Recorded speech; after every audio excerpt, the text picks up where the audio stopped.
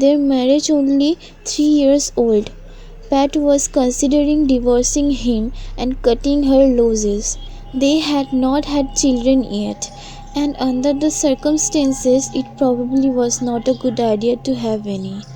But she had to consider the debt they were in from buying a huge house in an expensive neighborhood. Or should she go ahead and divorce him, sell the house and split it with him?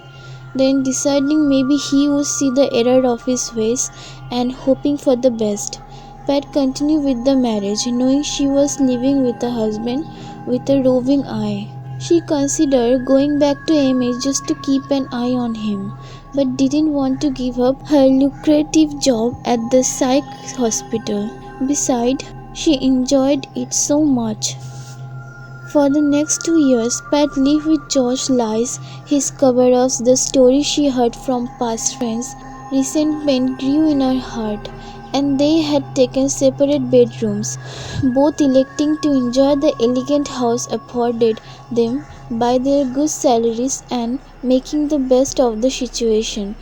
Josh continually told her he was not seeing any other woman, but Pat knew better.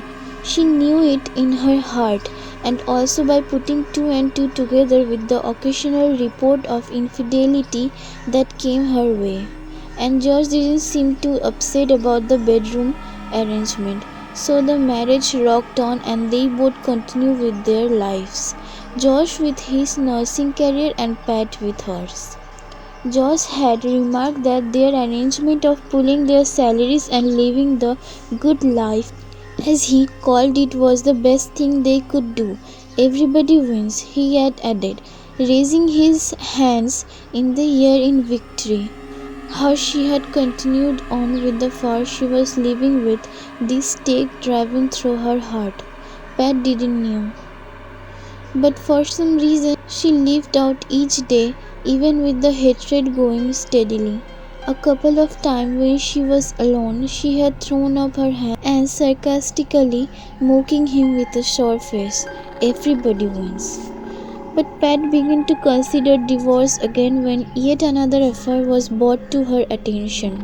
Josh seemed to have no shame, and it was becoming harder and harder to carry on the false marriage.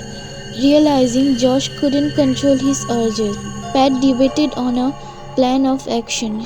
She had long since given up trying to talk with him and suggesting they go to marriage counseling. No, Josh wasn't interested in repairing their marriage. He wanted their lavish lifestyle and girlfriends on the side. So Pat began to ponder another option. One where she could catch him in the act and punish him with his own game.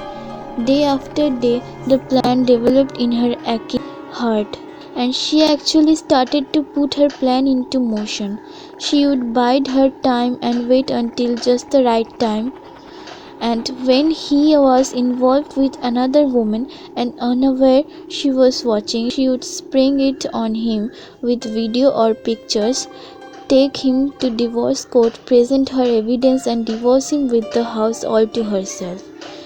She had newfound zest for life. An old friend at AMH she shared it with agreed. George brazenly continued with his carousing, assured Pat would never try to divorce him or even comfort him again. She's stupid and won't do that again. Certain that he had her control, he was hoping Pat would go away for a weekend and he could bring this present girlfriend to their home for a private romantic party. This unfaithful husband was convinced he could roam around with whatever woman he chose, wherever he chose with no consequences. He felt he could blatantly use their house as his own playboy mansion. Maybe he would bring two women there for a party weekend. Why not? A new conquest had presented herself to Josh. Another one at work named Deborah. He thought she had probably heard what a good time he was, and that's why she had begun to flirt more and more aggressively with him. He could see in her beckoning eyes and hear in her sultry voice She was hot for him. She wasn't trying to hide it at all.